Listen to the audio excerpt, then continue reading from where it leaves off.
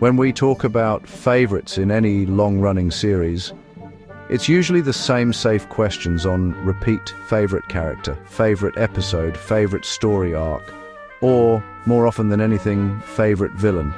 And, the funny thing is, people don't just pick villains at random. Their choices usually say far more about them than they realize.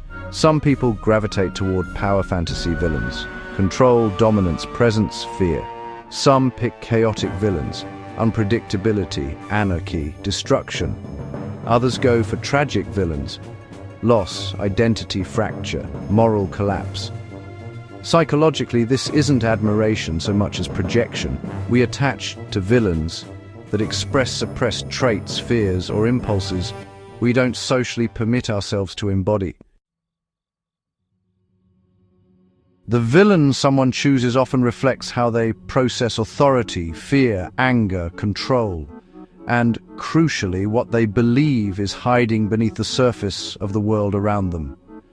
Do they believe evil is loud, obvious, and violent, or quiet, subtle, patient, and embedded? Do they fear invasion or infiltration, collapse or corruption, monsters or masks? Because some villains announce themselves, others hide. Some villains burn cities, others live inside them. Some destroy worlds, others rot them from the inside out.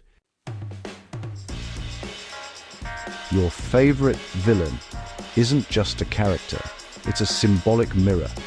A psychological archetype that aligns with how you see power, danger, identity, and threat. And that's why people always default to the same few iconic choices. Not because they're the best written, but because they're the most culturally reinforced symbols of fear, dominance, and spectacle. They're safe answers, socially approved answers, the kind you're meant to pick. Welcome to the Snake Pit, where we're full of bile and venom. I'm your host, Snake Daemon, and today I'm looking at villains, my favorites, and something a little different. Villains, psychology, and why our favorites say more about us than we're comfortable admitting. Specifically, Doctor Who villains and what they say about me.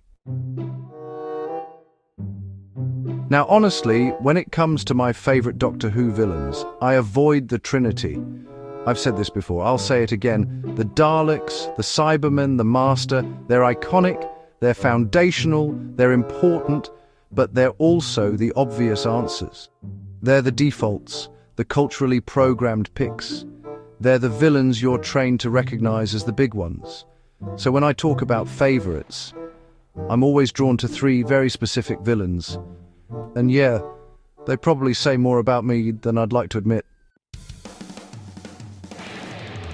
The Zygons aren't about destruction, they're about replacement, assimilation, infiltration. Identity theft on a biological and cultural level.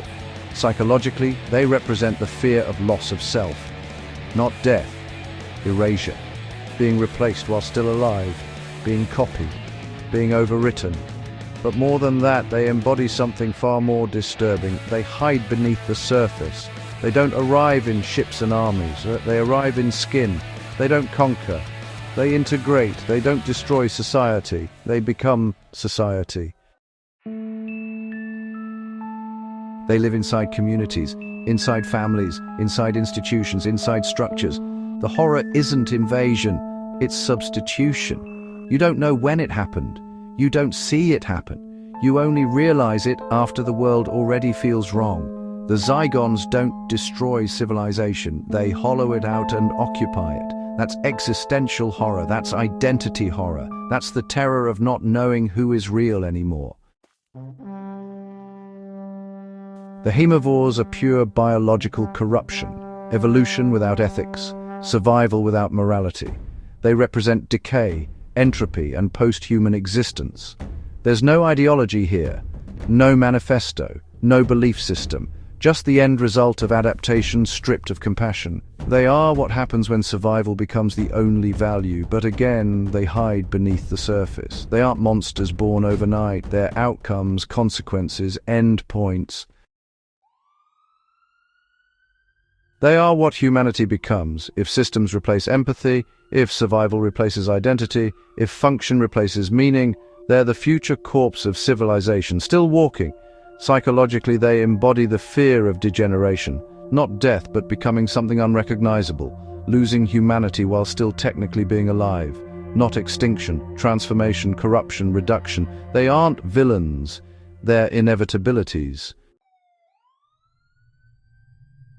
The Mara is the most disturbing of the three because, it doesn't even need a body. It's psychological, spiritual, symbolic. It doesn't invade flesh. It invades identity, thought infection, emotional possession, mental colonization. It doesn't hide in cities, it hides in people. Fear, repression, hatred, obsession, trauma, unresolved darkness. The Mara represents internal corruption. The idea that evil doesn't need monsters, armies, or weapons. It just needs space in the human mind. It grows quietly, patiently, invisibly. It doesn't scream, it whispers, it waits, it festers, and then one day it speaks with your voice. All three share the same psychological structure. They don't attack the surface world. They attack what's beneath it. Identity, selfhood, humanity, mind, continuity, reality. They operate in layers, in systems, in shadows, in structures people trust, in bodies people recognize, in thoughts people believe are their own.